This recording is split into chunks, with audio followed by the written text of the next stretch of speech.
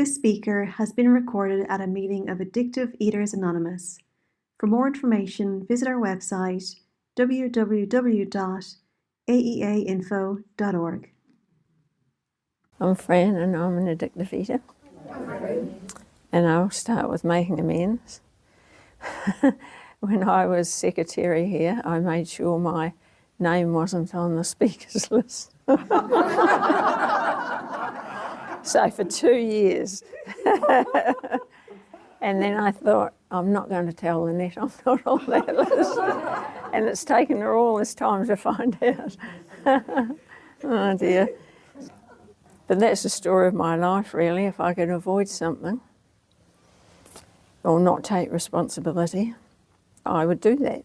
I was just so great at avoiding and not fronting up until really became a very lonely sort of life being in this disease, and knowing that things just didn't change the way I wanted them to. You know, I had everything under the sun I could blame, and I know I was thinking today, at a particular time, premenstrual tension came in. It was being researched and talked about, it was in the papers, and that was it. That was what was wrong with me. And I went to the doctor and he gave me medication for that time in the month.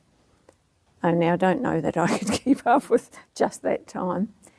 It was an anti-anxiety tablet, and I took one and I had a wonderful day. I felt so good. I was at work, everything seemed just fine. And then I waited another couple of days and I took another one, and it was brilliant again. And somehow I went home and I picked them up and I turfed them all down the sink, because I knew somehow that if I kept taking those pills, I'd get addicted to them. And that in a way was a bit of a God job, really, because my thinking wasn't that logical by then. But I stopped taking them and I stopped taking sleeping tablets. And I went on and eventually stopped drinking, really, because I isolated totally in the end. I didn't go to where the alcohol was. So I had managed not to drink. I never bought drink to take home. For when I was on my own, I just had it when I was out socialising because I couldn't really do it. And I ended up in some awful messes at times. But I was left with the food.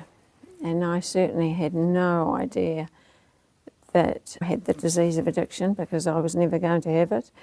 The food was my main symptom of my disease. And I went on for much, much longer than that. There was all sorts of different things that might have been wrong with me, and I paid a lot of money and ended up talking about myself. I've shared before, I went to a psychologist for a long time, and sometimes I'd look over and he's gone to sleep. And I was still talking about myself. It could not click in my head that maybe I should stop going. He actually said, maybe you need to go on, and I did some psychodrama, which in itself was okay, but it didn't take this disease away. And so I just continued eating, rewarding myself for anything and everything, and spending a lot of time driving my car.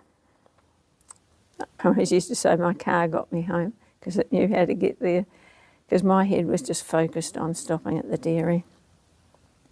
Stopping at the dairy, buying chocolate, mainly, lollies, whatever, and then I'd find myself at home. That was my life in many ways. I'd get to work late and leave early, and I think deep down I did feel guilty, really, guilty about how I was. I couldn't always see what I was doing wasn't good. I was at work on payday, I knew that. In the end, I had to say, I haven't actually earned my pay. I haven't actually done all that I should have been doing. I was very good at disappearing, pretending I was doing something, but goodness knows what I was doing. But I could not stop that on my own. So life got very slow, and didn't have a lot in it, really. I always had a few family members that I would hang on to, but the others had disappeared. And I had all the reasons for that, which was blaming them. And then one day I bumped into someone, and she had been to adult child of an alcoholic workshops, and so had I. And that was blamed a lot for where I was at. But she looked different. She looked really amazing. She identified as being very angry, and so did I. And she had the dungarees, and I had the tracksuit trousers and a big pink jersey. And God, we were a pair. But she looked good. She smiled and she had eye contact. And I was able to say to her, "What are you doing? You just look really good," which was a big thing for me to say. And she said that she was coming here. She gave me a meetings list. She had it in her bag. And I came that night, and I learnt straight away that no matter where I had been and it hadn't worked, this was where I needed to be. I don't think I've ever heard anything I can't relate to in these meetings. Sometimes someone says something different about the food, but basically I knew that I belonged here. And it said, there was a lot read out: "We don't regret the past nor wish to close the door on it." And that was huge, actually, because I couldn't start regretting the past, otherwise I go into self. And self is self-centredness, self-centred fear. And I had a ton of that. So meetings were my thing. I loved the meetings. As nervous, as fearful as I was, I knew that this is where I had to be, and it was great. I went to 6 or 7 meetings a week, and at just every meeting I heard something that helped me. But it was very slow progress, because I found it incredibly difficult to talk to other people. And my sponsor keeps saying to ring people. It took me 2 years to ring someone. And I wouldn't wish that on anyone. And it took a long time to move. And I was reading a book just a wee while back, and all I can do is have a laugh, really, about things today. It was on a book on Edith Cavell, who was a nurse, a well-known New Zealand nurse. And in that book, she said, I can just hear one very strong-willed sister saying, "If you have 1 ounce of selfishness in you, don't come nursing." And I thought, good God, I've been nursing for years, up to my eyeballs in self-centredness. I mean, I didn't fit into life well with all that, the character defects, and the only treatment for character defects was here. And so I came here and I listened, and it was just absolutely beautiful, really. The promises were read out in most meetings.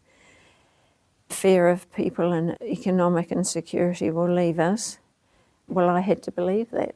I had to believe that was so. And as time went, just little bit by little bit, things had changed. And one day someone said to me, someone I hadn't seen for a while, they said, "Well, gosh, you're different.